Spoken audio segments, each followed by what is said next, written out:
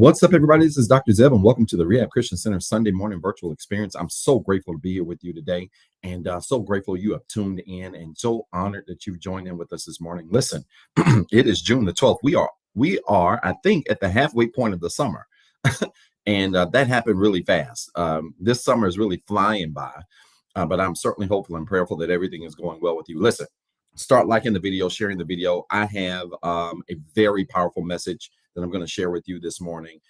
The attack was a compliment is going to be incredibly, insanely powerful, and it's going to bless you in a tremendous way. And I'm so glad you've tuned in. So start liking the video, sharing the video now.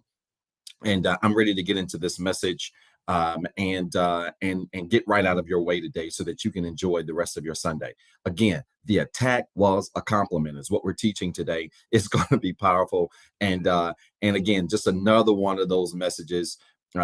Things have really been going incredibly, insanely well over the last couple of months with the word. And I'm just so grateful that you have tuned in and joined in with us on today. So again, start liking the video, sharing the video, saying good morning in the chat area, letting everybody know that we're on this morning, and let's get ready to get this party started right. All right, we're going to walk through the networks because I want to get into this one. I don't want to feel rushed today and want to make sure I am cognizant of time. But I really want to get into this today, and I can't wait to share it with you. So let's go through the networks. Facebook, good morning to you. Those of you that are tuned in via Facebook, welcome. Thank you so much for joining us. If you are tuned in on Facebook, do me a favor. I want you to like this video. If you really enjoy our ministry, I want you to hit that like button, hold it down, turn it to a love button. I want you to hit that share button, hit the @ symbol, and tag 5 of your closest friends and tell them to get up and get ready to be empowered this morning. All right. Would you do that for me? I need everybody that's tuned in on Facebook to start tagging people now and tell them to get in on this message. This is going to be powerful. The attack was a compliment. It's really going to empower somebody today. You're going to leave today encouraged. And I can't wait to just have this very candid conversation with you over one of my favorite scriptures in the entire book. And so you're going to be empowered today, and I can't wait to share it with you. All right. So good morning to you. Those of you that are tuned in via Facebook, Instagram, good morning to you. Those of you that are tuned in via Instagram, thank you so much for joining us. If you're on Instagram, do me a favor. I want you to fill it up with hearts. I want you to make sure you say good morning in the chat area. And then after you say good morning in the chat area, because it's rude to come to church and not speak, I want you to hit that @ symbol. And then I want you to start tagging people. Do me a favor, start tagging people now and tell them to tune in. I promise you, they're going to be blessed because they did so. All right. Would you do that? All right. Start liking the video, hit that love button, hit that @ symbol, start tagging people. Instagram. Thank you so much. Those of you that are tuned in, that do tune in on Instagram. And Instagram is our least favorite channel, just because it's the least flexible one, but we love to be on Instagram every time that we can. So thank you so much for tuning in on Instagram, those of you that have, and we are so grateful to have you with us on today. YouTube, good morning to you. Those of you that are tuned in via YouTube, thank you so much for joining us and sharing with us. I am grateful to have you with us today. And I want you, if you're on YouTube, to make sure you like our channel. If you have not liked us on YouTube, I want you to make sure that you like us on YouTube, and make sure you do that right away. And you can find us on YouTube at TheREHABCC. That's at TheREHABCC on YouTube. Just simply type TheREHABCC, no spaces, and you can find us there. And I want you to like us on YouTube, subscribe to our channel, and then hit that little bell notification icon you should see in the lower right-hand corner of your screen. That way you can be notified every time we go live. We don't want you to miss any of these broadcasts, and we know that you will be blessed because of that. All right. And so make sure you like us on YouTube. And again, if you're on YouTube, I want you to hit that share button as well and share this video to your social media networks.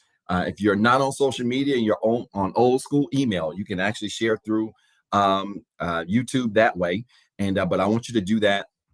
And I promise you, you're going to be blessed because of it. All right. I've got 9:14.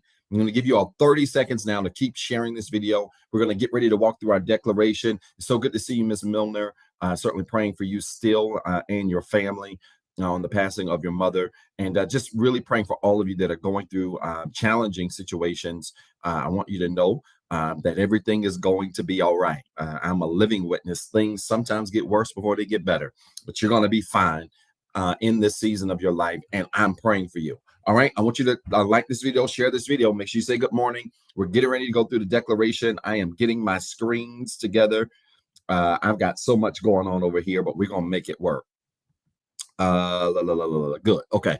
So many things going on, so many things on my screen happening today. I don't know what's happening, but we're going to get it together here. So let's get ready to walk through our declaration. If this is your first time tuning in to the Rehab Christian Center, you may not know this, but every Sunday we walk through our declaration. People ask us, what does REHAB stand for? It is an acronym for Restore, Evangelize, Hope, Alternatives, Breakthrough.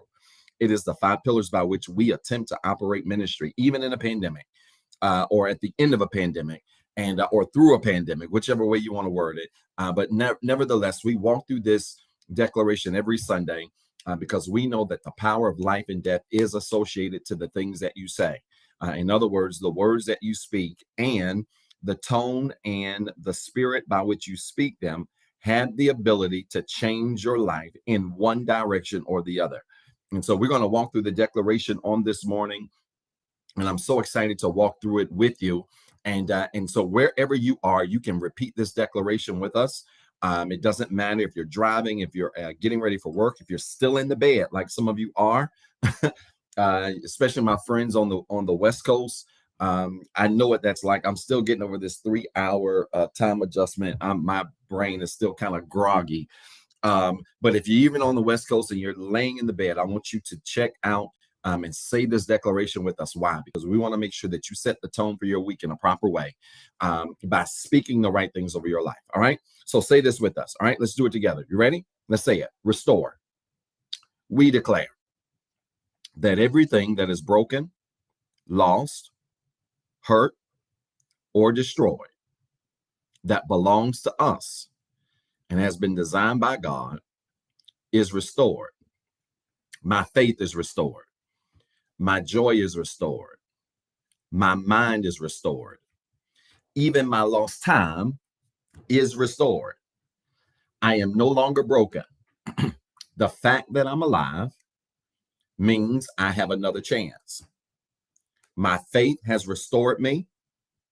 And right now, his love is making me whole. Evangelize. Say it with me. We declare that God helped us so we can help somebody else. He loved me when I was unlovable. He changed me when I was a mess. His love lifted me when I was down. I'm not perfect, but I'm free. And anything that came for me can't keep me because I'm free. My circle is next. My family is saved. My friends are blessed. My plans are successful. My goals are ahead of schedule. And anything connected to me is blessed, just like me. Hope. Say it with me. We declare that everything that is missing is not lost. In Jesus, I have hope. And this hope makes me confident. It doesn't matter what happens to me or around me. I'm going to win. My relationships are winning. My goals are winning. My family is winning. My neighbor is winning. This city will win, and my row has the victory. My past is defeated, and my future is brighter today than it was yesterday. Alternatives. Say it with me. We declare that God made us different. I'm a royal child, the light of the world, and the hope of my city. I respect the past, but I don't look like what I've been through. I love the church, and my life is balanced. I love coming to church, but I like flights, boats, and vacations. My whole life is blessed.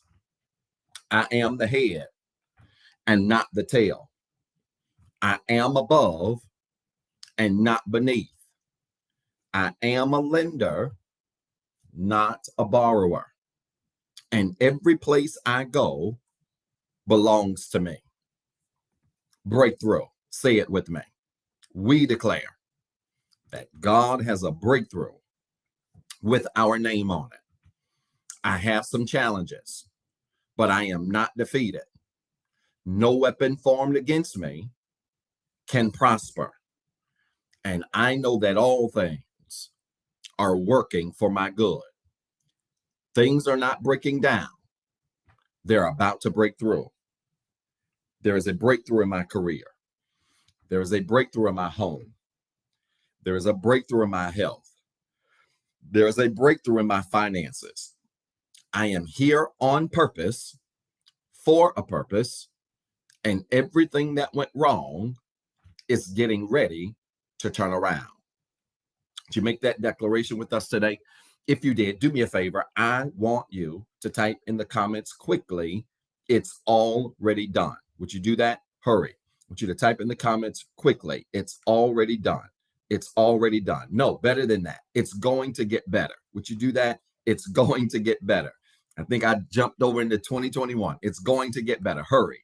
It's going to get better. Everything in your life, concerning your life, it's going to get better. It's going to get better. Now, if you already said it's already done, you can say both. It's all good. It's going to get better. It's going to get better. Quickly, it's going to get better. It's going to get better. It's going to get better. That's Pastor's fault. It's already done and it's going to get better. I like that, Miss Milner. That's perfect. It's already done and it's going to get better. It's going to get better. Things in your life are going to get better. I'm believing God for that and believing God for your life concerning better for your life. I want you to be encouraged. I want you to hold on. I want you to hang on and know that things in your life are going to get better. And don't you dare get discouraged in this season. Keep a smile on your face. Stay as positive as you can. And watch God begin to work in your life. Listen, before we get into the message, let me give you this week's scripture text for the week. I hope you read Psalms 23 last week. That was just a great idea. I think it was Sister Jade that came up with that idea last week. And just a great idea. This is something we used to do years ago. But I love this because it really allows me to give you some concentrated reading throughout the week. This week, I want you to focus on Matthew chapter 7. St. Matthew chapter 7 is going to be your scripture text for the week. And again, I want you to read that chapter every single day and meditate on that chapter. In addition to all of the other reading that you're doing, whether it's biblical or other types of reading, I want you to infuse Matthew chapter 7 into your reading and read it in a version that makes sense to you. New Living Translation might be easier than King James Version. American Standard Version might be easier than King James Version. But I want you to do that every single day. Thank you so much. It's good to hear that that's been great for so many of you. And I want you to read that every single day this week. St. Matthew chapter 7 is what I want you to read. I want you to stand on this week and use that to be a part of your daily meditation every single day. And we know you're going to be blessed here. It's one of my favorite chapters also because it talks about the gate to heaven being a narrow way. And it really so many things that we can learn from this particular text. And so I want you to read it. St. Matthew chapter 7, and we know it's going to bless you in a tremendous way. Now, type in the comments, today's subject, the attack was a compliment. The attack was a compliment. I'm going to be in St. John chapter 10, verse 10, all right? St. John chapter 10, verse 10, and I'm going to be in the King James Version, all right? St. John chapter 10, verse 10 in the King James Version, all right? And it's going to be some time before we get there, but I want you to go ahead and record that so that you have it. The attack was a compliment. I want you to put that in the comments. You're going to record notes in the comments. You're going to be the smartest person at the water cooler all week, as always. And this is going to be powerful. All right. Again, that scripture text for the week is St. Matthew chapter 7. St. Matthew chapter 7. Today we are in St. John chapter 10, verse 10. The subject is the attack was a compliment. Put it in the notes, and you're going to be blessed by it in a tremendous way. Now, before we get into it, oh, my timer. I got to set that. I got to stay on track today. Before we get into it, let me share this quickly. I want to give you some things, some background things before we even just get into the verse, and then I'm done. But this is going to be significant stuff because I want to talk about this concept of pain. Right? Let's talk a little bit about the concept of pain. And I'm going to make all of this make sense in just a second. All right. We're going to talk about this concept of pain because when we think about pain, one of the things I want us to know from the start is that not all pain is created equal. Right? Put it in the comments. Again, you're going to be the smartest person at the water cooler all week. Not all pain is created equal. I need you to understand some things about pain. I'm going to make this make sense. We're going to connect it to the text, and you're going to love this message today. Not all pain is created equal. This is very important. And you have to understand this about pain, because when you understand this about pain, you understand that how we respond to pain, frankly, will determine in many ways the outcomes that we receive in our lives. So many people go into fight or flight mode when it comes to pain, right? They either have the ability to fight through it, or they become runners and track stars and they start running from it. But your response to pain in this season or any season of your life, frankly, is going to be the indicator that determines in many cases what happens next. And so when you don't respond to pain well, you're in essence sending a signal to God that perhaps I'm not ready to go to the next place in my life. And so I'm not saying this to beat you up today. I'm not going to beat you down. Y'all like this video, share this video. I'm going to get about 20 more people on this call today, this broadcast today. I'm not saying this to discourage you or to beat you up, but what I am suggesting is this, and that is you cannot expect more from God. You cannot. You simply cannot expect more from God until you reach a place where you can well manage your pain. You have to reach a place where you manage pain well. And until you do, you can't expect to receive more from God. Now, I get it. This generation, you can say what you like. I'm kind of in the middle between two generations, so it's easy for me to talk about the older ones and the younger ones because I'm right there on the fence. And I will say this about this generation. This generation does not handle pain the same way older generations handle pain. They didn't. And that's across the board, whether it is pain that is mental or actual pain, being hit by something, whatever. You just don't handle pain the same. And it's really a sign of the times. We tend to respond to pain according to, this is important, we tend to respond to pain according to the makeup of what's inside of us. This is so important. We tend to respond to pain according to the makeup of what's inside of us, and specifically the spirit that lives inside of us. Because if you have the spirit of a quitter, when pain comes, you're going to quit. When you have the spirit of someone who is quick to give up, when pain comes, you're going to give up. When you have the spirit of a fighter and pain comes, you're going to fight through it. Right? So we tend to respond to pain according to the level of that spirit of that which is inside of us. Now, even in medical settings, this is important, even in medical settings, before you are diagnosed, your pain level is assessed. You ever been to the doctor, emergency room, or regular doctor, you got something going on, one of the first questions they ask you is, on a scale of 1 to 10, rate your pain. Rate your pain.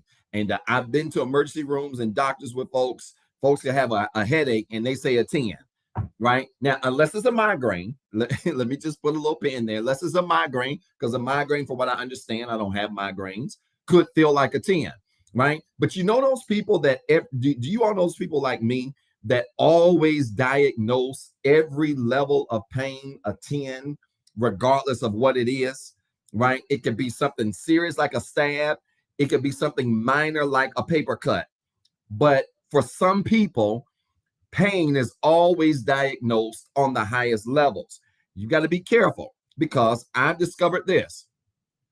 The rating you assign to your pain is based on two factors. All right. I want you to record this. The rating you assign to your pain is based on two factors. All right. So when we think about, hey, why do people always rate their pain as a 10, right? In doctor senses or in life sense? Why do people always rate their pain as a 10? Or why do people rate their pain even when it's bad as a 1 or a 2? I've discovered this.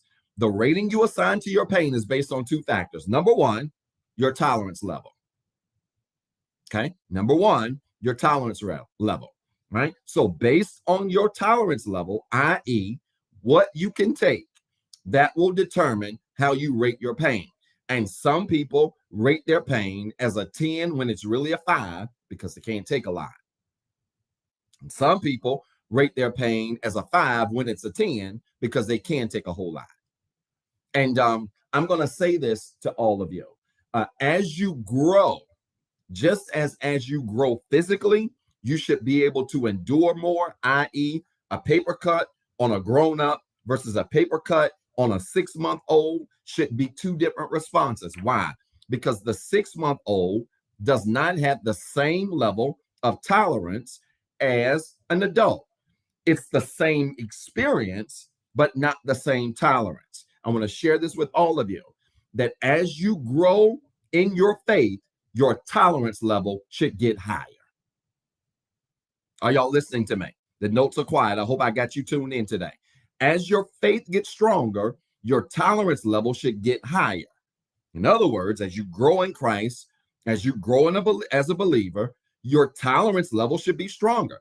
The same paper cuts that used to hurt you as a babe in Christ should not impact you now, right? And so I can measure the growth and the development of a believer, not by how much they shout, not by how much they do the electric slide down the aisle, not by how much white they wear on Pentecost Sunday. I can measure the growth of a believer by how much they can take. Y'all don't like this. You can measure the growth of a believer by how much they can take. And watch this. It's crazy because this thing is wild. What you tend to see is that as believers, when you are growing in your faith, what you tend to see is if you're not careful, if you don't continue to grow in your faith, you will revert back to old things that used to cause you pain. Things that used to cause you pain will then begin to bother you and affect you the way they did when you were a babe in Christ, if you don't continue to grow in your faith. And this explains why you have seasoned people that are seasoned believers who are struggling with babe-like things. It happens all the time. And notice this in your kid. This is the easiest way I can explain this. This isn't in my notes, but this is good here. The easiest way I can explain this is this. If you've ever had two kids that were born close to one another, excuse me, wow, it's a nasty cold. If you ever had two kids that were born close to one another, let's say you had a kid that was born and that kid's now 3, and then you have another kid, right? So the kids are 3 years apart. When that kid, the 3-year-old, becomes a 5-year-old, it's funny. That 5-year-old child of yours is going to be preparing for school, right? Going to school. And by the time they go to school, they should be off of things like bottles, pacifiers, things like that. Meanwhile, that 2-3-year-old that you've got, it might be still in that phase, right? Maybe not bottles, but maybe sippy cups. I can't remember. It's been a while. Sippy cups, maybe pacifiers, things like that. But let me tell you what can happen. It's so crazy. What can happen is, and I've seen this firsthand, that 5-year-old who's long been off bottles will see what the 2-year-old is still on and will begin to revert back to that behavior. Are you listening to me? The 5-year-old will see what the 2-year-old is doing, And the 5-year-old will start reaching for bottles or sneaking and trying to sip on a bottle or trying to still sip on a pacifier when they've long been off of that. Why? Because if we don't continue to grow forward, we will revert backwards to the things we struggle with. I just gave you a word. I want you to record it. If you don't grow forward, you will revert backwards. Come on, record it. You're going to be the smartest person at the water cooler all week. Put it in the notes. If you don't grow forward, you're going to revert backwards. And this especially is the case if you are surrounded by 2-year-olds. I could really take this word a whole bunch of different directions.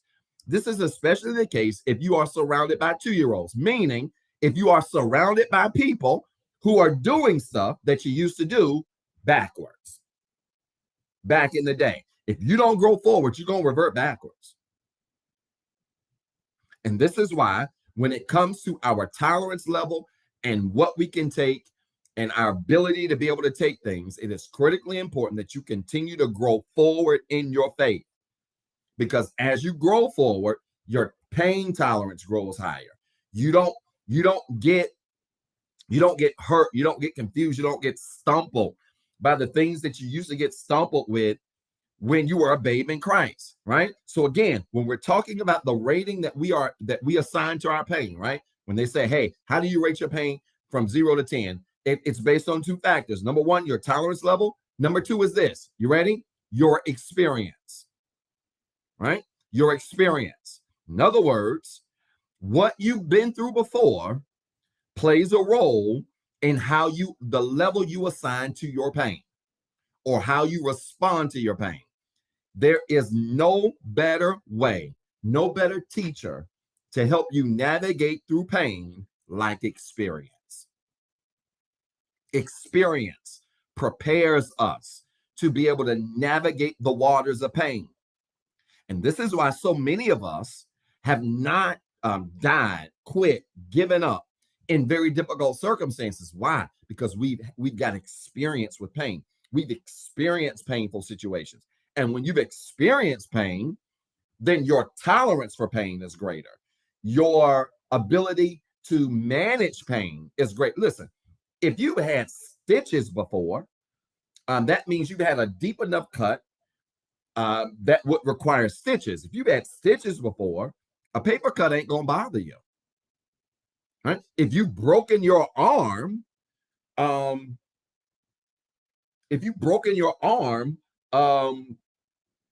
twisting your ankle probably won't bother you. Why?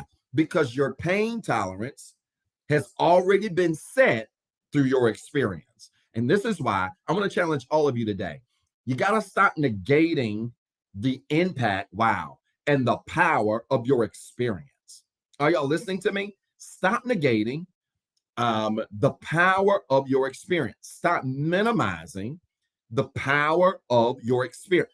The experiences that you have experienced in your life are critical to helping you be able to navigate through pain. In other words, if you've gone through painful situations, it's easier to take on more painful situations. If you've been through the deep waters of pain, the deep waters of hurt, disappointment, whatever words you want to use, if you've been through that before, it's easier for you to navigate through those waters again, right? And so stop discounting the pain. And this is what people tend to do. People tend to be in painful situations, and then they pray this prayer: God, make it stop. All right? How many of you have been guilty? I'm going through this. God, make the pain stop. Stop the pain. I don't mind the problem. Just stop the pain. I don't want to hurt no more. And it sounds like it makes sense. And I'm not saying that it doesn't make sense, but the counterintuitive way to think about this is this. Could it be that sometimes the best position you could be in is in a painful situation? Because being in a painful situation really builds your tolerance level for pain, so that when you have to face pain again in the future, you've got experience that you can lean on. This is why, y'all, it takes a lot. I'm not saying this to brag. I'm saying this to be honest. It really takes a lot to rattle me. It does. I mean, it's got to take a whole lot to rattle me. You know why? Because I've been through a lot. When you've been through a lot, it's hard to get rattled, right? When you've experienced a lot, it's hard to get rattled, right? People who are easily rattled normally are people who have little to no experience. I'm going to say that again. People that are easily rattled in life, when things happen, when things go left, when things go wrong, when things don't go according to plan, when painful things arise, painful situations come up, etc., etc. People who are easily rattled typically are people who have little to no experience. They don't. So your experience helps you to keep your composure in painful situations. I want you to record that. Experience helps you keep your composure in painful situations. Experience helps you keep your composure in painful situations. It's experience that helps you to stay calm when the waters around you get really deep. Why? Because you've been there before. You have been there before. You've experienced it before. You've seen it before. And even if it's not the same you have experienced something similar to it, and you're able to glean from your experience in one situation and pull it over to another. Experience helps you to keep your composure. And that's my greatest prayer for so many of you. My prayer for many of you is not that you get a man, that you get a new house or new money. My prayer for many of you is that you grow in your faith where you can keep your composure in difficult times. You've got to keep, are y'all listening to the old man? Man, I'm teaching this morning. You've got to keep your composure in difficult times. That's my greatest prayer for you. It is not the material things, but it is your ability to stay cool, calm, and collected in difficult situations. You have to. And I hate to break this to you, my friends, but the reality is some of you won't be able to keep your composure in difficult times until you gain a little bit more experience, which means you got to go through a little bit more pain. You got to go through a little bit more trials. You got to go through a few more obstacles to be able to grow to a place where you can keep your composure at all times. I was in Portland last week. And no, wait, Pastor, I need you to pray for all of it. That's right. I'm with you. I feel you, Elder. Elder said, I need you to pray for all of it. Absolutely. I was in Portland last week and had a really good conversation with someone that I know from here home. And we were just talking about some things. And he asked me, he said, how do you stay cool and just stay composed with all of this chaos around you? And I told him, number one, I can't take credit. It ain't me. I think when we begin to take credit for that, we become very arrogant, and God then takes us through very troubling waters. You should never take credit for the composure you have in difficult situations.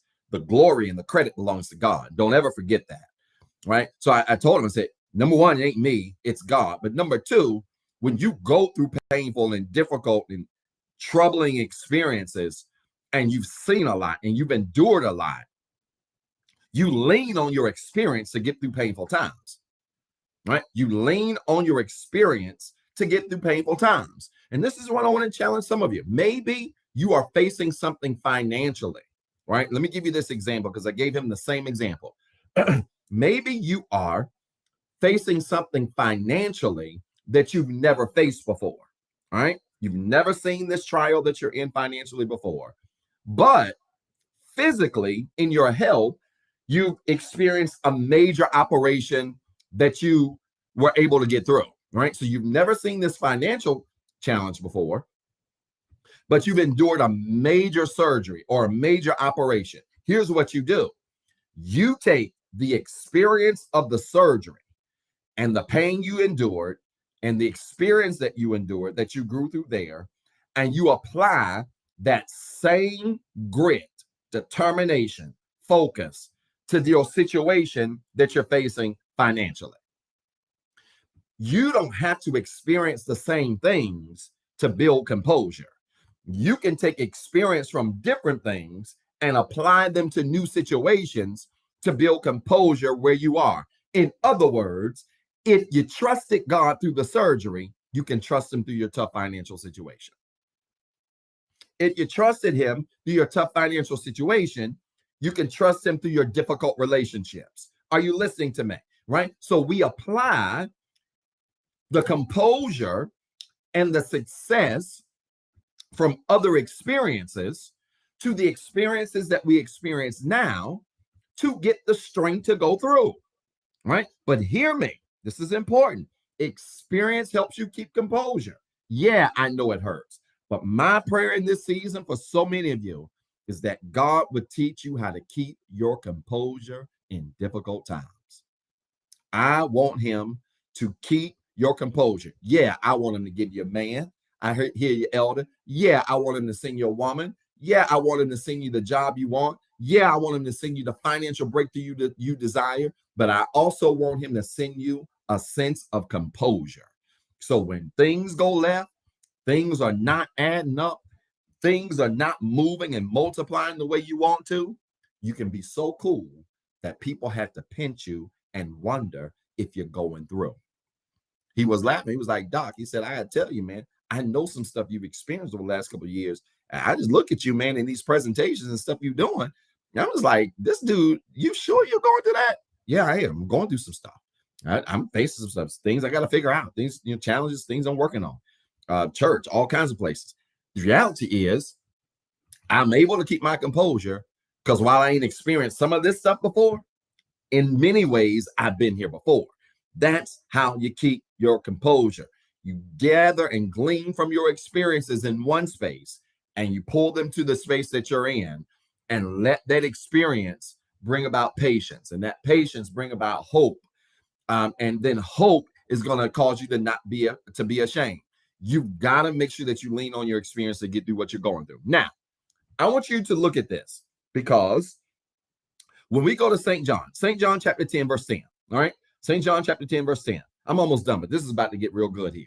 I got to take my time here. I want to get this right. St. John chapter 10, verse number 10, King James Version. Now, I ain't going to read it all. I got to start here, all right?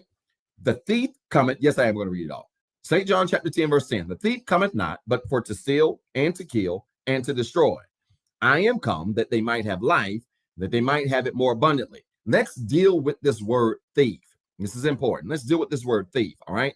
Because in most versions, it says thief.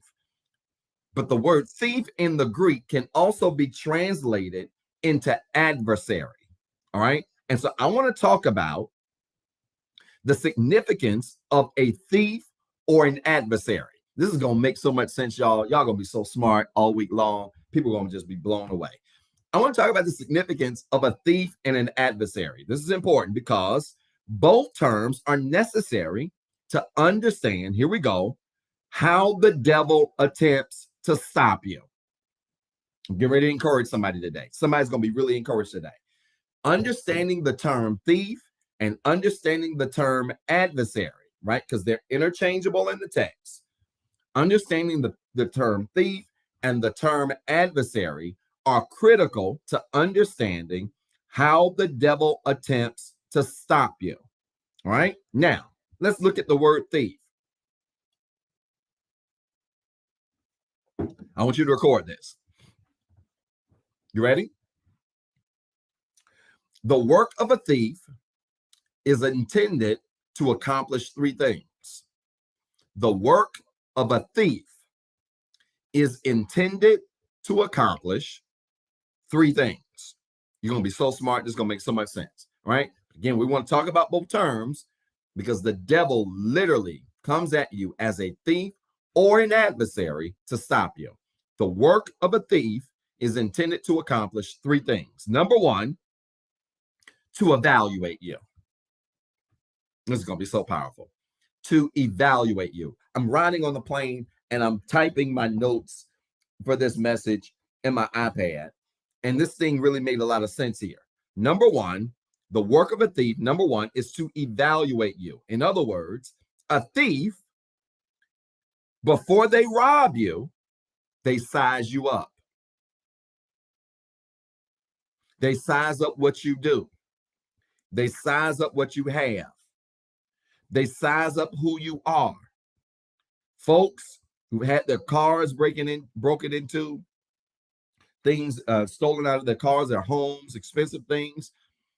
Thieves tend to, unless they're just doing, group robberies in neighborhoods, which is, possible, or group car robberies in, say mall parking lots or neighborhoods, which is possible. But for random robberies, right, where somebody randomly steals and chooses a home, a thief doesn't just randomly choose that home without first sizing up what's in that home or what might be in that home. This is important. What you might have in that home, right? Or who you might be as a person. Maybe you're famous. Maybe you got a little bit of money, a little bit of change. I don't know, right? But a thief doesn't do anything to you until they evaluate you. Can I help y'all?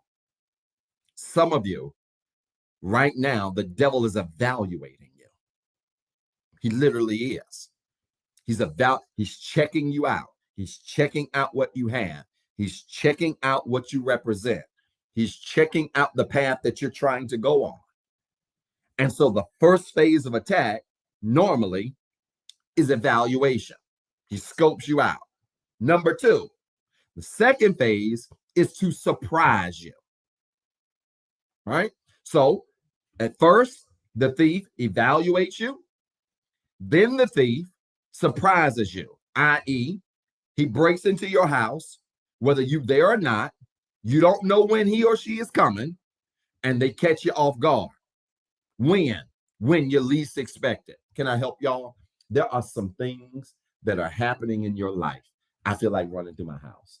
There are some things that are happening in your life that have caught you off guard, and you don't even realize that you were under an evaluation process from the devil that was designed to prepare you for your next level in God. You literally got caught by surprise with some things in your life right now that you did not expect, that were really all a part of the devil's work to prepare you for your next level in God. Is this making sense to anybody? Right? And so you've got to grow to a place. You have to grow to a place where you stop feeling so surprised when things happen to you. Negative things happen, painful things happen that are just out of the blue, stuff you didn't see coming. You got to stop being so surprised, because I'm telling you, the devil is just simply doing the work of a thief. And the second level of a thief's responsibility is to surprise you. Some of you need to hear this. You're going through intense surprises in your life. Things are catching you off guard, one thing after another, one area of your life after another. And it's a seeming snowball of things. Hear what I'm saying. You're probably in phase 2 of this process, where the devil is literally attempting to catch you off guard so that he can stop you when you least expect it, or maybe you did expect it.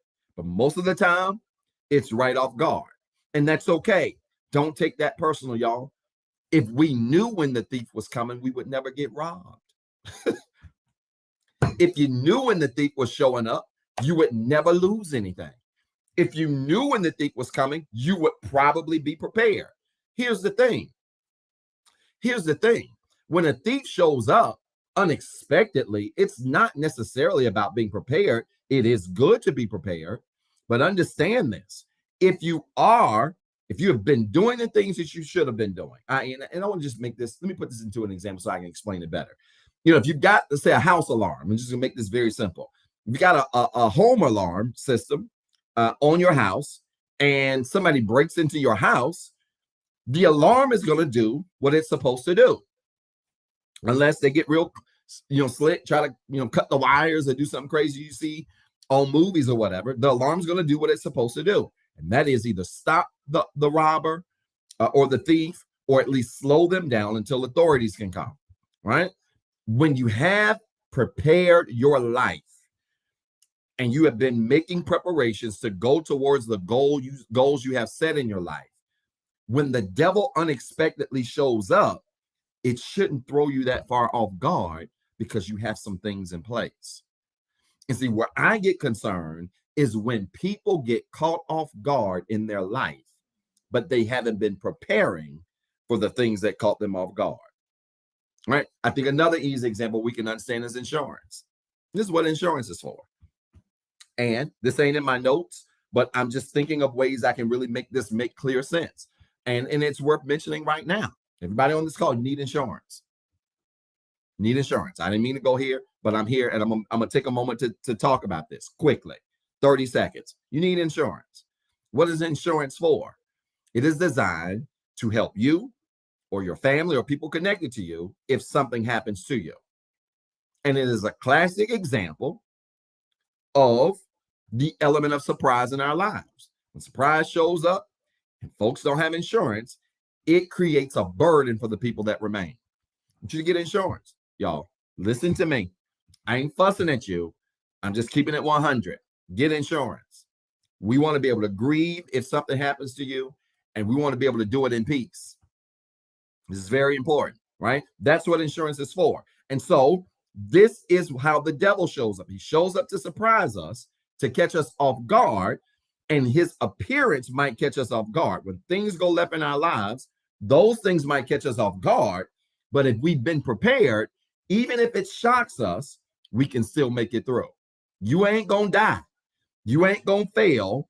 You're not gonna be destroyed if you've been preparing yourself the entire time. All right? This is so critical. This is the third thing, the work of a thief. So a thief evaluates you. It checks you out to see what you got. They surprise you. And here's the thing. Watch this. They challenge your value by taking your stuff. This is so good right here. They challenge your value by taking your stuff.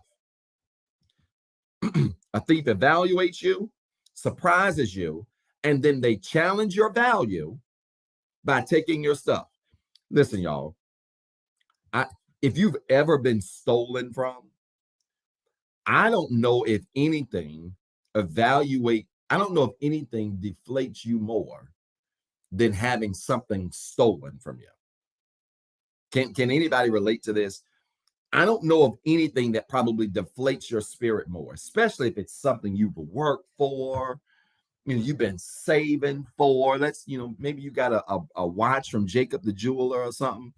you've been saving for that expensive Louis bag you got, that Birkin bag you got. You've been saving for it, and you done finally put down the $5,000 to get the bag, and somebody steals the bag.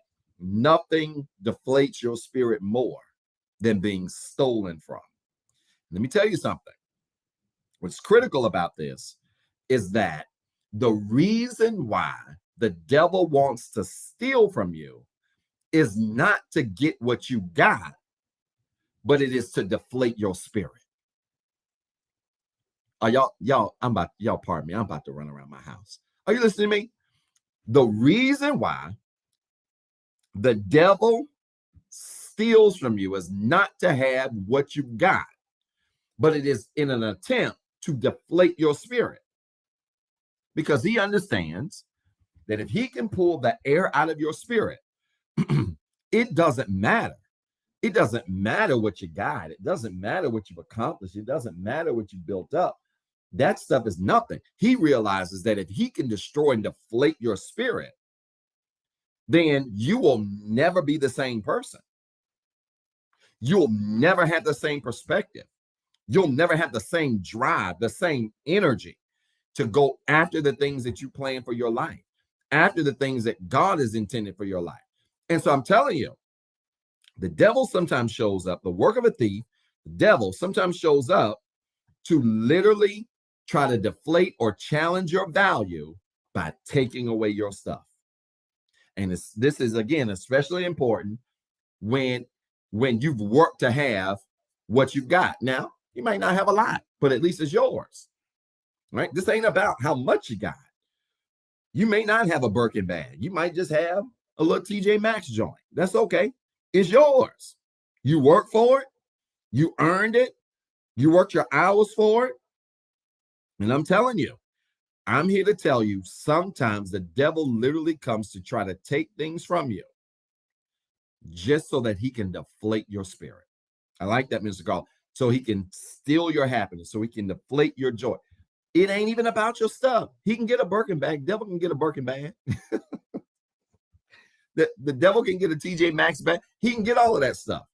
It's about deflating your spirit and understanding that if I can just take and suck out the spirit on him or her, that might be enough to stop them from being what they want to be. I know it's another level, Nick, right? But I'm serious. I'm serious. That's his job. It's to deflate you. And some of you need to know this. There were some things that were taken from you that had nothing to do with you and had everything to do with your spirit. Come on, Zion. I couldn't scream Tuesday in a hotel. I wanted to scream so bad. Are y'all listening to me? There's some things that have happened to you that have nothing to do with you and have everything to do with your spirit. There's some things that were taken from you, and the real heist was against your spirit. It wasn't about the bag they took. It wasn't about the house they took. It wasn't about the man they took. It wasn't about the woman they took. It was about sapping the spirit out of you. And you've got to understand the devil for who he is. We cry over the things and not realize, and don't even realize that when we are attacked from the enemy and he takes things from us, he really don't care about what he took. He really is trying to zap the spirit out of you. He's really trying to zap, like Mr. Carlos said, the joy out of you, the happiness out of this. This is what leads people to depression. This is what leads people to sadness, right? You lost the boyfriend and you sad, and you thinking that it's really about the boyfriend that you lost, and you don't even realize that that rascal got taken away so that your spirit could be zapped. Y'all not listening to me. You better understand this. There, you got to look at the things. You got to look at the things that the devil has stolen out of your life and see the larger picture of the devil's design to steal your joy, to steal your happiness, right? When the devil takes a job and you lose a job, it ain't about the job. He can take anybody's job. It ain't about the job that he took. It's about you then going home and worrying, oh my God, how am I going to make ends meet? How am I going to be able to do this? How am I going to be able to pay my bills? How am I going to be able to go on my Jamaica trip? How am I going to be able to do all of these things? You got to understand that as you begin to think about those things, what happens to your spirit? What happens to your happiness? What happens to your joy? It begins to come down and down. And before you know it, you're sitting in the house, balled up on the couch, under a cover, watching Lifetime, eating pints of ice cream, going into depression, not because of what you lost, but because your spirit has become so deflated because of what you lost. Is this making sense, y'all? I don't feel like I'm explaining it well. Y'all forgive me. I'm still dealing with this time zone switch. I just ain't there. Y'all forgive me. I'm doing the best I can. But is this making sense, right? You find yourself depressed, not over the things, but you find yourself depressed because your spirit has become deflated over those things that you've lost, right? So you got to be careful there. Now, those are the 3 goals of a thief. Let me give you 3 goals of an adversary. All right? Because they're not the same. 3 goals. I gave you 3 goals of a thief. Let me give you 3 goals of an adversary. I'm going to go back to the verse, give you a few more bullets, and I'm done. All right? So I gave you 3 goals of a thief. Here are 3 goals of an adversary.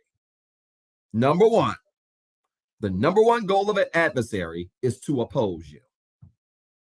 All right? We talked about this, right? Thief, adversary, words that can be used interchangeably in this text, right? The 3 goals of an adversary are this. Number 1, to oppose you. All right? This is important. And I want y'all to write this down. Opposition does not make you an enemy. It reveals your opportunity. Opposition does not make you an enemy. It reveals your opportunity. When you experience opposition in your life, opposition does not make you an enemy. it reveals your opportunity. Okay? Opposition does not make you an enemy. It reveals your opportunity. This is important because a lot of people experience opposition in their lives and they automatically think that opposition from something or somebody or some source makes you an enemy of that person or that source. That's not true. Opposition really is just a revelation of opportunity. Everything that opposes you is not necessarily your enemy. Are y'all listening to me? Everything that opposes you is not necessarily your enemy. Now, I know that's hard for this generation to hear because this generation thinks that anything that opposes you is an enemy of yours, which is why some of you can't even disagree with people without people thinking you don't like them. No, you can disagree with people without not liking them. Am I saying that right? You can disagree with people without there being opposition or enemy vibes between you and that person. Opposition does not necessarily make you an enemy. What it does is it reveals opportunity. And you see this, an easy way to understand this, I manage employees and at work, and when they're doing projects, one of the things that I do is, they'll do a project, they'll run it by me, we'll go through the project, and I ask a lot of questions. What about this? Have we thought about this? What about this? Have you done this? Have you thought about this? Have you considered this? Right? The reason I do that is not because I oppose the idea or I'm an enemy of the idea. The reason I ask a lot of questions when an employee comes to me about a project that they're working on and they say, hey, I think I've got it done. And I start badgering them with questions. The reason I give them the questions is because the opposition to certain elements of the project really highlights opportunities where the project can be better. Are y'all listening to me? See, it is those questions that highlight places where the project can be better. And see, so many people struggle in this space, especially in today's time, right? When people oppose you or when people don't agree with you, you automatically go from 0 to 100. When they don't agree with me, they must be my enemy. That ain't true.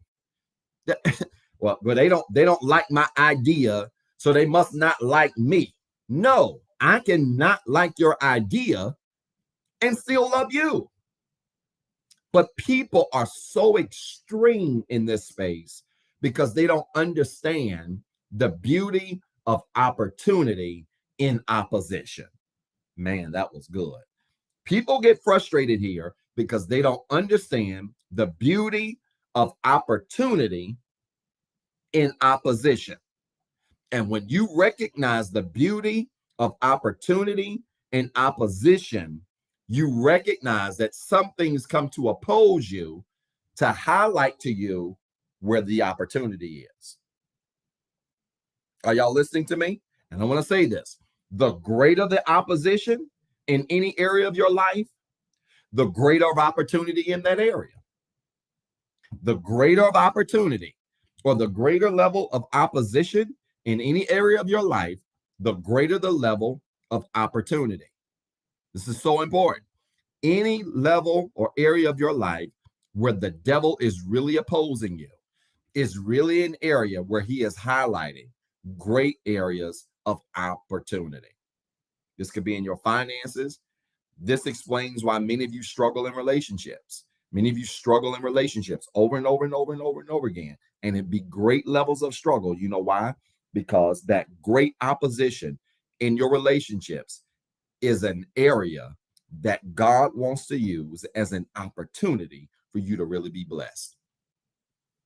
Besides, you ain't gonna know how to act when the right one come along if you ain't experienced some bad ones. This is making sense to anybody, right? You're struggling in your career and you can't find the job that really aligns with your passion where you can stick and stay in that role. So you had all of these, what you would call deadbeat jobs and dead end jobs, and nothing's coming out of it, and there's no growth, no advancement, nothing. and it seems like it's one position after another, and you get frustrated with the opposition, not realizing that this is really a place where God's trying to create opportunity in your life. And again, the greater the opposition, the greater the level of opportunity. Okay? So again, the adversary, number one, comes to oppose you. Number two, the adversary comes to attack you. Okay? The adversary comes to attack you. In other words, they move from being against you to coming against you.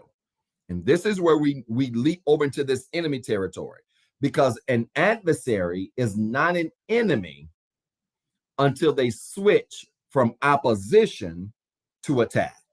Man, I feel like I'm talking just too high in the sky today. Are y'all listening to me? An adversary does not become an enemy until they move from opposition to attack. Right? I'm trying to break this down in stages. An adversary does not become an enemy until they move from opposition to attack. They move from being against you to coming against you, which means you can oppose what I do and you can, shoot holes in what I do. But when you come from me, then you become an enemy. Right? And so we got to make sure we don't confuse the two, because I'm going to help you. Some of y'all are putting people in the attack level when really they're just in the opposition level. And everybody that's opposing you ain't attacking you. Gosh, am I explaining this good at all? I don't feel like I'm doing a good job today. Everybody that's opposing you ain't attacking you. Right? And you know, when people attack you, you know when opposition is just opposition or when it's an attack. You know it, right? But everything that's opposing you is not always attacking you. When they are attacking you, they move from just being against you to coming against you, right? And this is that second level of an adversary, right? And this is for all of you that not only are going through challenging things in your life, but then those challenging things are personal. Man, are y'all listening to me? You ain't just being opposed by the devil, but you are being opposed on personal levels. You're being attacked on personal levels, right? So it's more than just the devil coming against you. It's the devil coming at you specifically, right? Coming at you, coming at you in your health, coming at your children, coming at these things, right? He has moved from just opposing you to just all out attacking you. That's the second level of an adversary. Here's the third level. You ready? And this is the big one. The third level of an adversary is this: to defeat you. The adversary comes to oppose you. The adversary comes to attack you. And then the adversary comes to defeat you. To defeat you. In what way? Well, being defeated isn't always about losing, flat out, outright losing. Sometimes being defeated is about minimizing or pausing your progress. Are y'all listening to me? Sometimes being defeated is about minimizing or pausing your progress. Sometimes the devil doesn't want you to just all out just be done, right? Not right away anyway. And we're going to get to that because eventually he does. But initially, he may not want you to just be outright defeated. He might just want to pause your progress. If he can make you pause and stop for a little while, he's done part of his job. And this is why, for those of you that have wanted to quit, that have wanted to give up, that have wanted to pause, that have wanted to just, tap out, to check out for a little while, Doc Zeb, Pastor Zeb, I'll be back. I just need to check out. I'm here to tell you that oftentimes is used as a ploy to defeat you. Because while pausing is not all out defeat, when you pause and you stop, you can be on your way to defeat. This is why in this season of your life, you got to keep going. I don't know who I'm talking to. You have to keep going. If things get rough, things get difficult, things get a little heavy, you feel like you can't move forward, even if you got to cry, keep going. You can't stand a job, and you really want a new job, you need one yesterday, and you wake up every morning and you piss because you don't even want to go to work. Even if you got to walk in that door with tears in your eyes, go to work. Keep going. Keep going. You have to keep going, because again, pausing, taking a break. Oh, well, I ain't gonna just go to work. I'm gonna just sit in this house and just I'm gonna use my vacation days, and I'm gonna just lay in here for 2 weeks and just try to just get myself together and just pause. You don't even realize that you're on your way to defeat. Sometimes the way the devil does destroy you is by getting you to just take a break.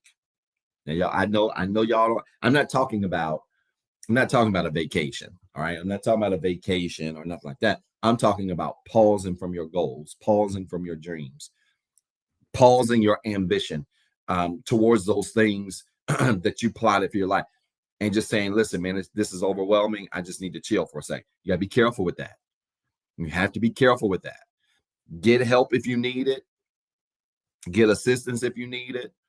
But you got to keep going. You have to keep going, right? Because sometimes defeat comes as minimizing or pausing your progress, right? And this is important. Now, I'm a boxing fan. I enjoy boxing. I like the sport of boxing. But I want to say this to all of you. One of the things that I know about boxing, combat sports, if you watch MMA, boxing, anything like that, one of the things that I know about combat sports is this: that when you get good in boxing,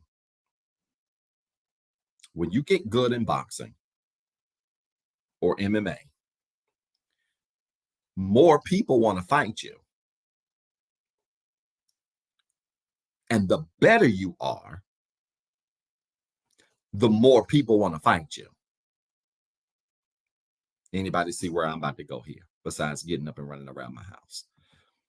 The better you are in boxing, the more other boxers want to fight you. In boxing, in MMA, if you can't fight, don't nobody want to fight you. You know why? Because beating you and you can't fight does nothing for me if I can fight. Can I help y'all?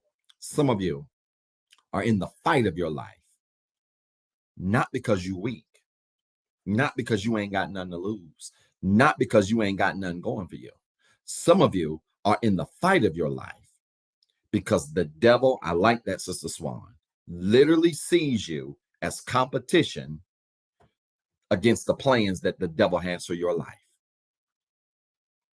In other words, the devil ain't fighting nobody who can't fight. Did y'all hear what I said? The devil ain't fighting nobody that can't fight. So then, if you're being fought, boy, we's in the building, we'd be running right now. If you're being fought right now, it is a sign that you can fight. It's not the sign that you shouldn't fight. It's not the sign that you should quit. If you're being fought by the devil, it's a sign that you can fight, because much like in boxing, the devil only fights people who can fight.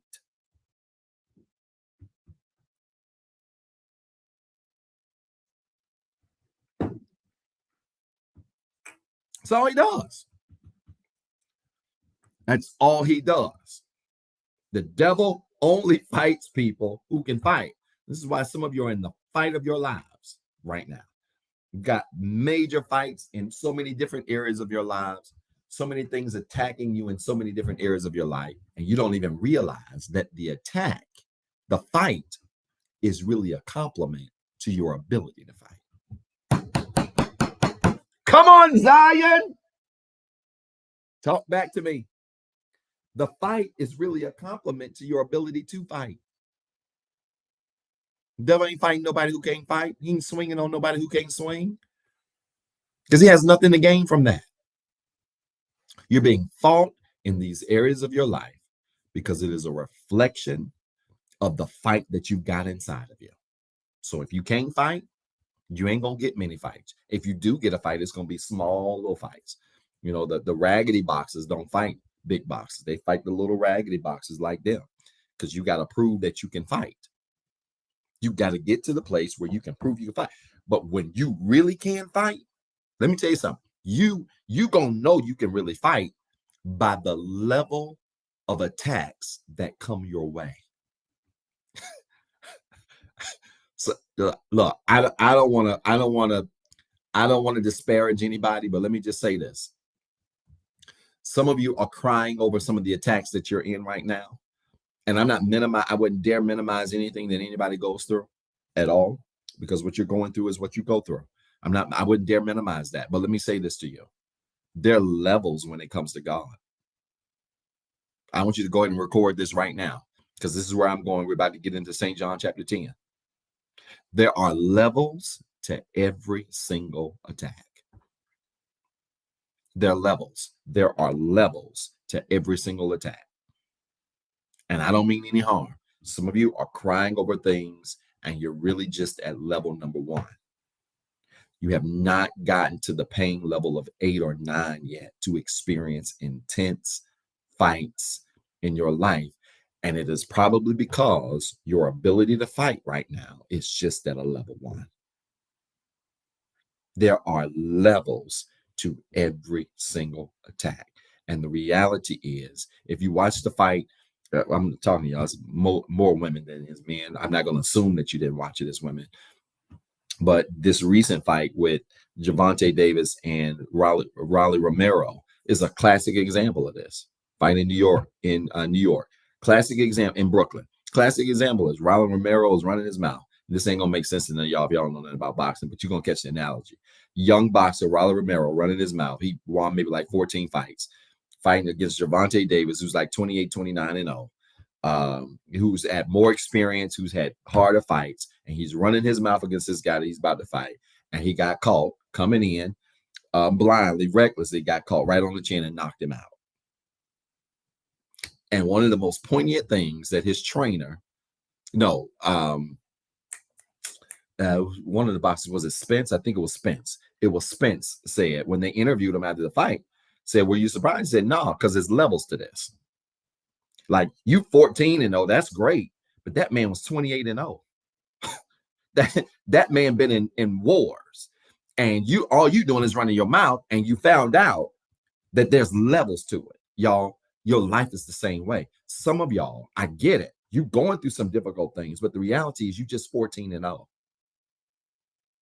You just 10-0, right? There's 10-0 fights. There's 50-0 Floyd Mayweather fights, right? There are levels to this thing. And concerning your life, there are levels to every single attack that you go through. And you better recognize that, right? Recognize that. If you're being fought on the 8-9 level, it's because you got 8-9 ability.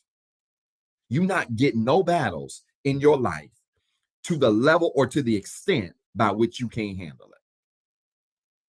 You're not. There's nothing that you are facing in your life. Listen to me. There's nothing that you're facing in your life that you are having to face that is not according to the level by which you can handle. Because if not, it ain't a fair fight. Okay? Look at this. Back to St. John chapter 10, verse 10. This blessing anybody? I hope it is. St. John chapter 10, really quickly. I got 7 minutes. I got to hurry. Look at this. The thief cometh not, but for to steal, to kill, here we go, and to destroy. I am come that they might have life, and that they may have it more abundantly. The only visible reasons why you are attacked by the devil is so that he can steal, kill, and destroy. It's that simple. The only visible reasons why you are attacked by the devil is so that he can steal, level 1, kill, level 2, or destroy, level 3. They're not the same. An attack designed to destroy you is not like an attack designed to steal from you. An attack designed to kill you is not like an attack designed to steal from you. They're not the same. And this verse is a reminder that when we go through attacks, there are levels to attacks. I'm a living witness that when you think you have reached your limit or your max on what you can take in an attack, boy, when you think you have reached your max and your limit on levels where you of attacks you've taken, the devil will come up with something greater. And you got a choice to make. At that point, you can get frustrated and be like, man, I can't take no more, which is what a lot of people do. I can't take no more of this. I quit, blah, blah, blah. Or you can get an attack that's greater than the attack that you thought was the greatest attack you ever had. And it can be a reminder to you, man, I ain't being picked on like this unless I'm a real fighter. I thought I was only at level 2. Here come level 3. And there's no way I would be getting fought on the 3rd level if I only had 2 ability. Y'all not listening to. See, this is a mentality mindset shift that you got to take. And this is something I employ in my own life. Dr. Zeb, I said earlier in the broadcast, how do you stay so cool, calm when all this stuff going on? It's because I remind myself that there's no way I would be dealing with some of this crap that I'm dealing with if I wasn't a good fighter. Clearly, there's something about me. There's something to my ability or my ability to fight or whatever. There's something about me that would cause a level 3 attack to show up. Because again, Floyd Mayweather at 50-0 ain't fighting no boxer that's 5-0. Are y'all listening to me? Is this making sense? Right? So there are levels to every attack, and there are 3 visible things that the devil wants to do. Steal, level 1, kill, level 2, or destroy, level 3. The attacks are not the same. Okay? Now, there was, I'm going to show my age a little bit, a gaming system back in the day called the Nintendo. The Nintendo, yes, Dr. Vance, definitely levels to this. And it's one of my favorite verses because this verse, St. John chapter 10, really is a verse for those of you who feel like you can't take enough, you can't take any more, and then you get hit with more. All right, are y'all listening to me? For those of you that have ever gone through things in your life and you feel like you can't take any more, and then you get hit with more.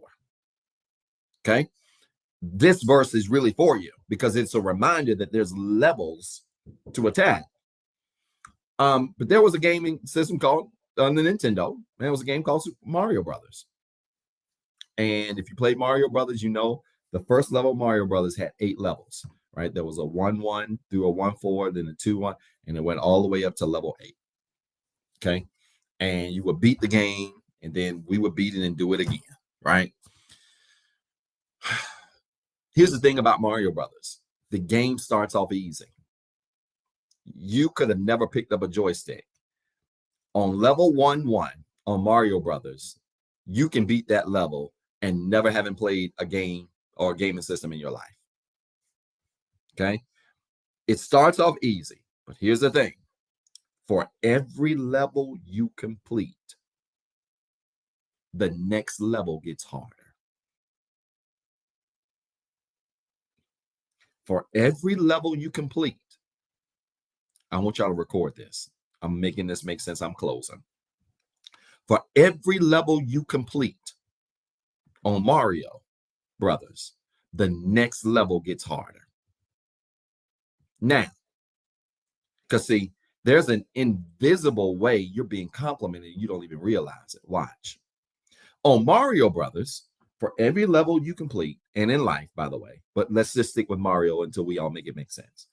On Mario Brothers, for every level you complete, the next level gets harder. Okay, that's fair, right? We know that, right? So you complete level 1, you go to level 2. Gets hard, you go to level 3. It gets harder, harder, harder for every level you complete.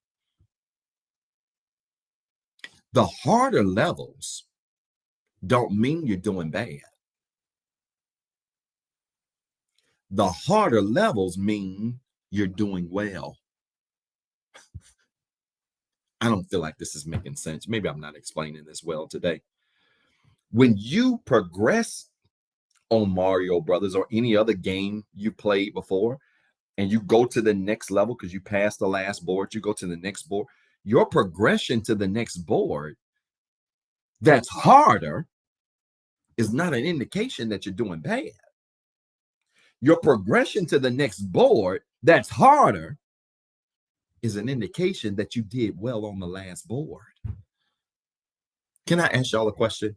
Why do we in our lives pass certain level tests and harder tests come and we begin to question how well we're doing because we have a harder test? I'm going to submit to you the opposite. When you're doing well in life and you're passing tests in life, the tests that are coming your way, you're passing them, and then life hands you harder tests, it means you passed the last board. And anytime you pass the last level,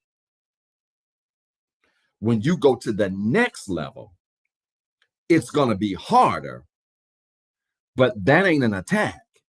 That's a compliment. Gosh, is this making sense to anybody today? The same as it's the same in school. It's the same in school. Every year, at the end of the year, my kids ask me the same question. Daddy, I'm going to X grade. Is it going to get harder? Yeah. One's on the way to 4, one's on the way to 3rd. Yeah, it's going to get harder. You're going to a new grade. But Daddy, why does it have to get harder? It has to get harder because you've already mastered where you are. That ain't a bad thing. That's a good thing. That means you are prepared. Y'all not listening to me here. And we got this thing wrong in life. We go through things in life and hard things happen to us. And then we say, no, man, it's getting worse. No, I just overcame this. Why is it getting hard? It's because you're ready. In Mario, you don't keep playing the level 1 over and over and over again. When you pass level 1, it don't make you go back and play 1 again unless you hit the reset button. And here's the crazy thing. Y'all ready for this? Man, you could hit the reset button and play 1 again, but guess what? You'll never get past level 1. You'll never get further than level 1. You can pass 4th grade and then ask after you pass 4th grade, hey, can I take 4th grade again? If they let you take it again, your knowledge and your ability will only be to the extent of the level that you comfortably passed. And so if you don't want to go higher, keep saying, ask God to keep you on the same level. If you don't want to go higher in your finances, ask God to keep you on the same level of your finances with the same level of challenge. But understand, if you want to go greater in your finances, understand there's a greater level of financial challenge that might be coming your way. Why? Because you passed the last board. And in life, we do that. We think that the attacks we experience that are greater, we think that the attacks that come our way that are greater than the attacks we've already experienced is a negative thing. It's not. Y'all, listen to me. When life gets harder, that probably means you're doing well. I want you to record that. When life gets harder, I'm writing that down myself. When life gets harder,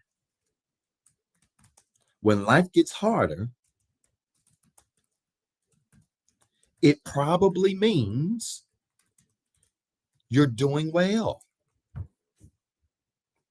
You are. Ask anybody who went from working for other people to working for themselves to being a CEO, an entrepreneur, having employees. Ask them if it got easier or harder. The money got better. Yeah. But guess what? The challenges got a whole lot harder. The challenges got a whole lot harder. The boxes you have to check off got a whole lot harder. I'm telling y'all, when life gets harder, it probably means you're doing well. Y'all not listening to me. This doctor said, how have you survived all of this adversity? Let's just use rehab for all of this adversity. No, Bill, how have you survived this? Because when life gets harder, it probably means you're doing all right.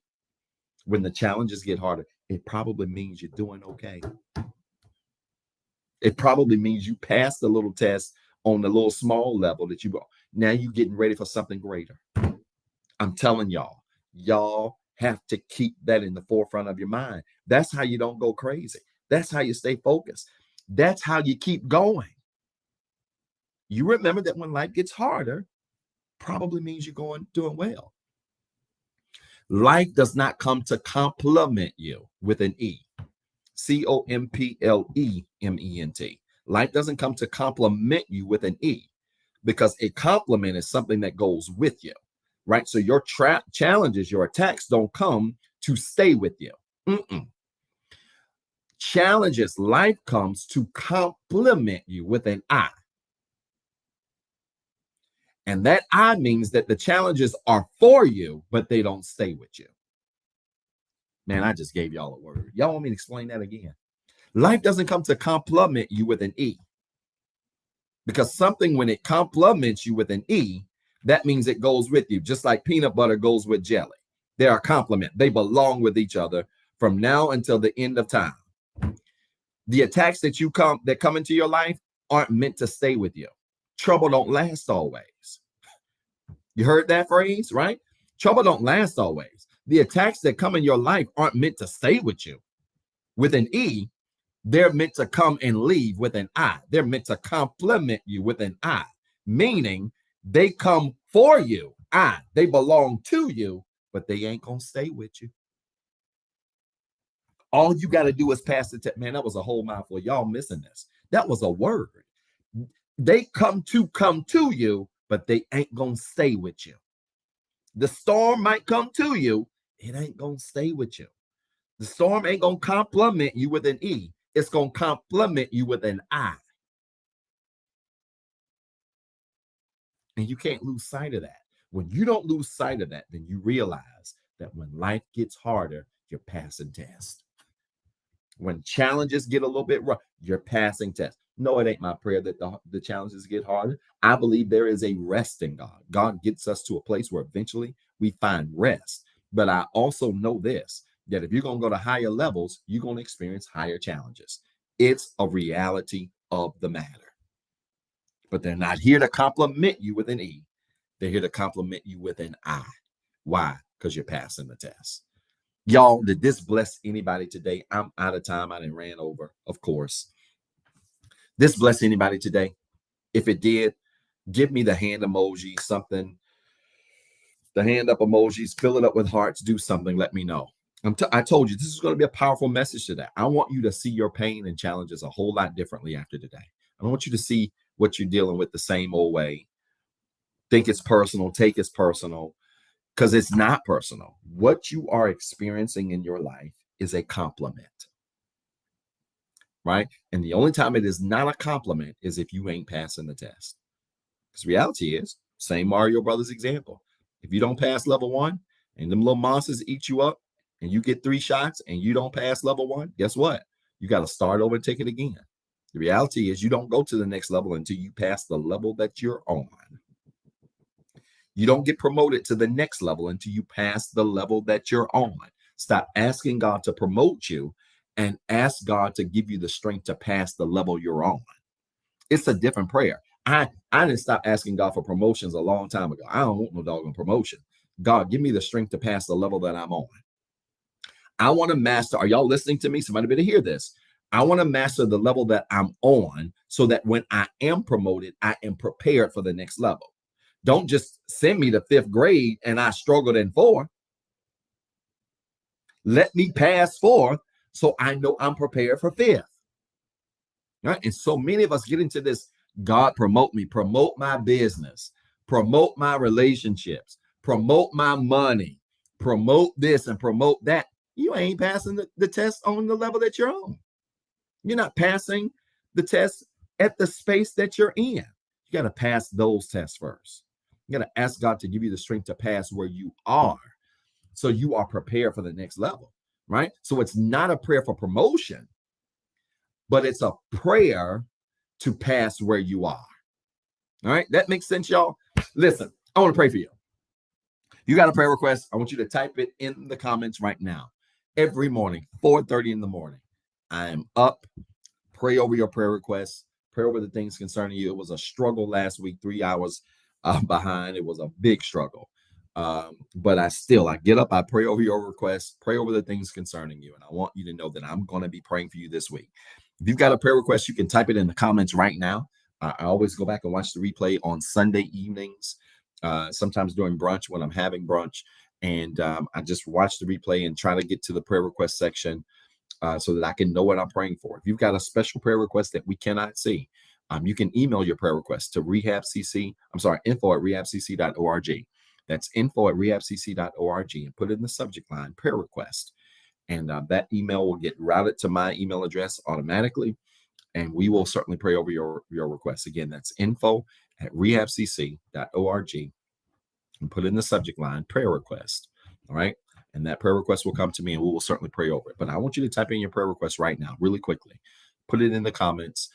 I want to pray for you. I want to pray for everything concerning you, that God would certainly answer your prayers and do it as only He can. I want to give you 30 seconds quickly that He prays, that He answers your prayers, that He makes ways for you, that He opens doors for you, that He meets needs in your life in a special way.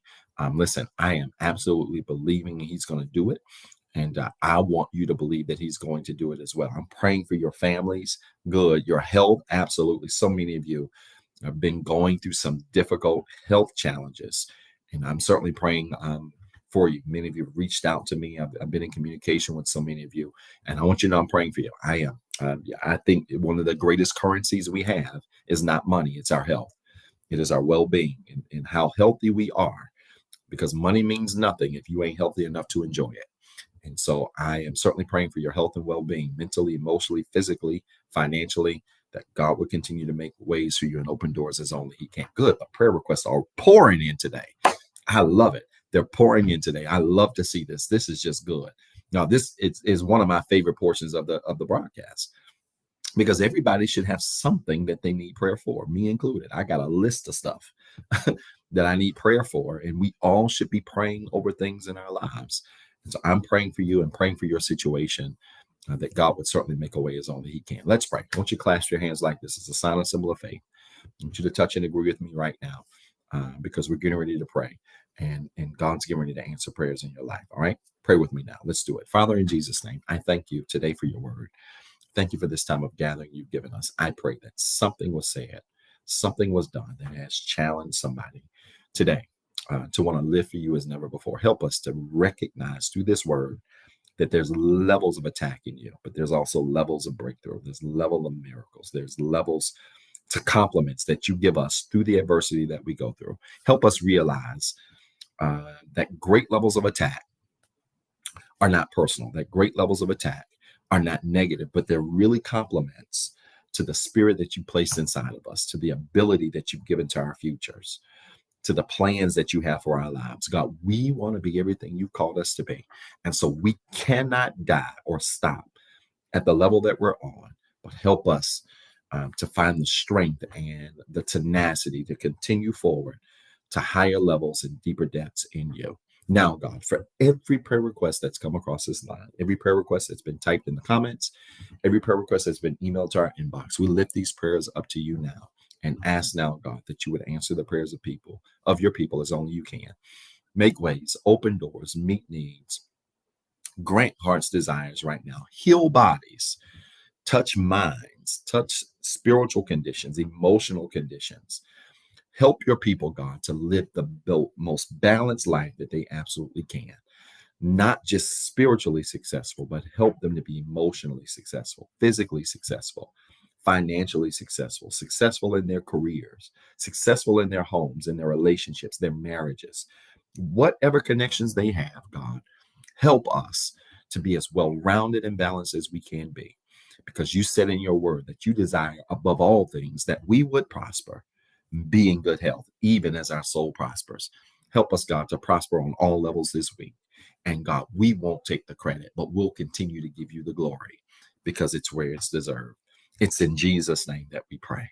Amen. Do me a favor. If you prayed that prayer of faith, I want you to type in the comments quickly. It is so. Quickly. It is so. It is so. It is so. It is so. It is so. Come on, quickly. It is so. It is so. If you prayed that prayer of faith, I want you to type it in the comments quickly. It is so. It is so. I am praying that God heals you. I am praying that God delivers you. I am praying that God strengthens you, that he touches your body, that he opens up doors, new doors of opportunity. He opens up new doors for business, that he opens up new doors and opportunities for better relationships, connections, whatever it is that your heart desires, that he does that. God's going to heal somebody's body this week. I believe that. That wasn't random. God's going to heal somebody's body this week. God's going to give somebody a positive health report this week. You're going to see the doctor, and it's going to be the best report you've had in years. God's going to do that for you. And I want you to hold on to it. I want you to hold on to your faith this week. I want you to believe and trust God.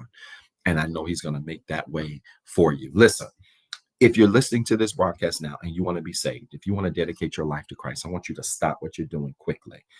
Just give me 2 minutes and we're going to be done with the broadcast. I want you to stop what you're doing quickly.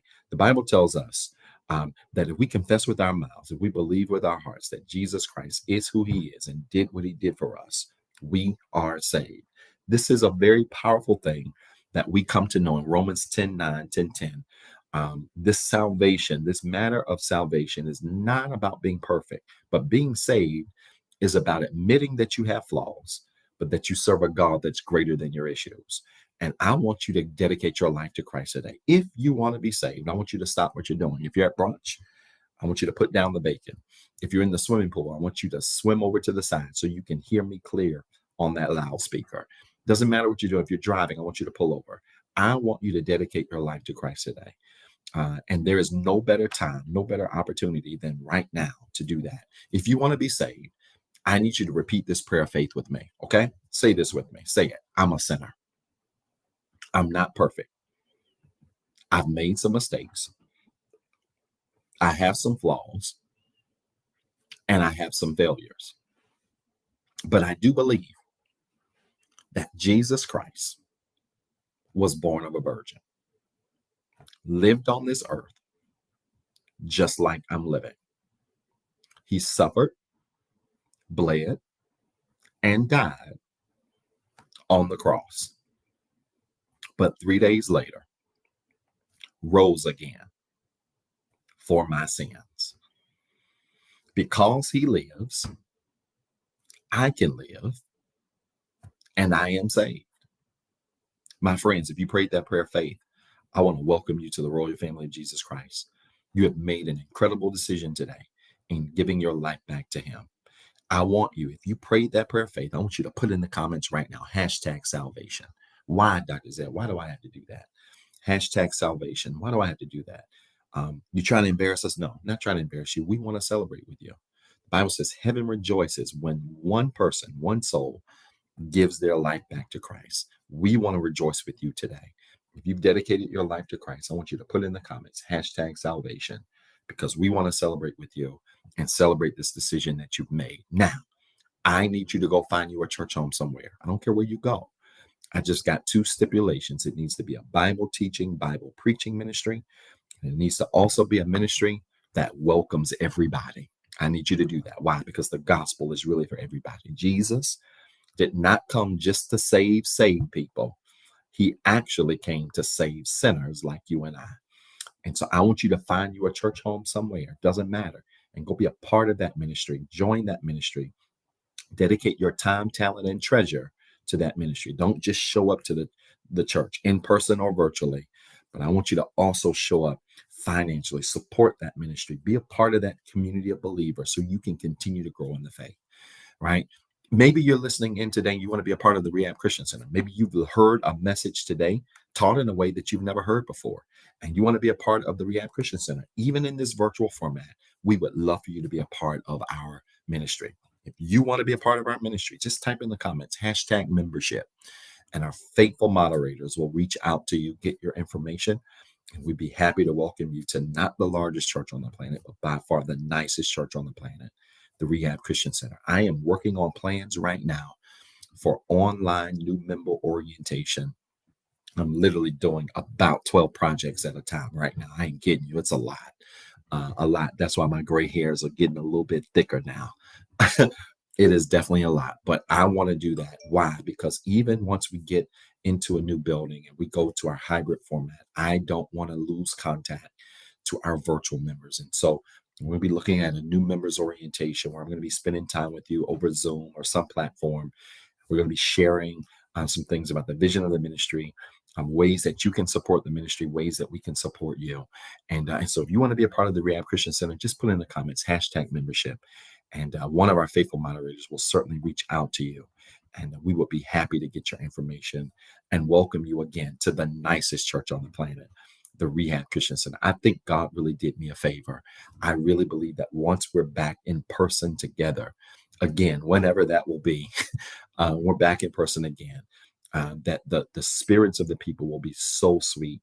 And I'm excited about that. I never wanted a large church, never wanted the biggest church in the world. All I've ever wanted was a church filled with crazy folks who were not perfect like me, who needed a savior, and nice people. That's it. That's all I've ever wanted.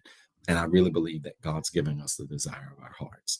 And I'm so excited about that. Listen, I want to challenge you to give. If this message, if this ministry, this broadcast has been a blessing to you, I want to challenge you to give. You can give one of three ways today. You can give via CashApp, $REHABCCGIVE. You can give through our website, www.REHABCC.org, and simply choose online giving. Or you can text REHABWORKS to 336-642-3210. That's REHABWORKS to 336-642-3210. Again, three ways you can give today and be a blessing to us, this ministry. I want to challenge you to give. Give your tithes, sow a seed today, and God's going to bless you in a tremendous way. Again, Cash App, $REHABCCGIVE, website, www.rehabcc.org, or you can text REHABWORKS to 336-642-3210 and follow the prompt on your phone, and you can give right from your cell phone. I want to challenge you to give. If you do it, I know God will bless you. Good measure, pressed down, shaking together, and running over. Thank you for that reminder. Scripture text for the week, don't forget, is Matthew chapter 7. St. Matthew chapter 7 is your scripture text for the week. I want you to read that every single day this week and meditate on it. And I think you're going to find some good things happening to you as you begin to infuse more of God's word into your weekly reading every week. All right. Listen, y'all, I love y'all, man. I'm just so tickled to have been here this morning, and certainly praying for all of you. I'm rooting for you. Make plans to meet me this Tuesday, 7:08 p.m. Eastern Standard Time. We're going to be right back here at the Rehab Christian Center for virtual life study. And I'm excited to be here with you and spend time with you this Tuesday. I want you to invite everybody you know. Do me a favor, share this video, tag people, tell them to tune in and watch this broadcast, and then make plans to meet me this Tuesday at 7:08 p.m. Eastern Standard Time, right here for life study. Listen, y'all, I love y'all. I'm praying for y'all. Young people, I'm praying for you. I know school is out. They're letting school out.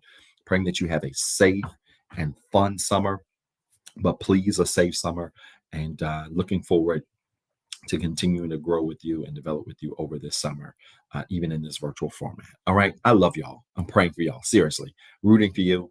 And I will see you Tuesday. All right. Have a fantastic week. Peace and blessings.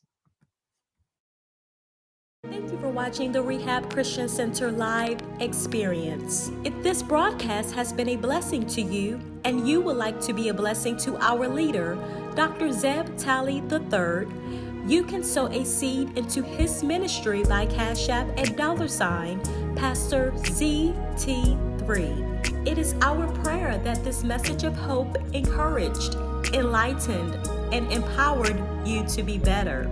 Please tune in Tuesday at 7:08 p.m. for our life study experience. And as always, be blessed and have a wonderful week.